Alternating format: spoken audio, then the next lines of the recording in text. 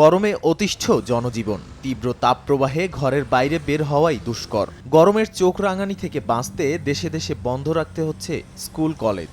গত কয়েকদিন ধরে তীব্র তাপপ্রবাহে এভাবেই ভুগছে দক্ষিণ ও দক্ষিণ পূর্ব এশিয়ার বিভিন্ন দেশ।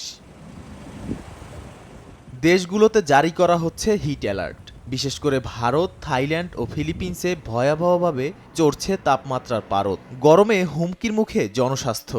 হাসপাতালগুলোতে বাড়ছে রোগীর সংখ্যা। সম্প্রতি তাপমাত্রা ৪৭ ডিগ্রি সেলসিয়াস পর্যন্ত পৌঁছানোতে ফিলিপিন্সের রাজধানী ম্যানিলায় ঘরের বাইরে অবস্থানের সময়সীমাও বেঁধে দিয়েছে দেশটির সরকার। অন্যদিকে তীব্র তাপপ্রবাহে থাইল্যান্ডে হিট স্ট্রোকে মারা গেছেন অনেকে।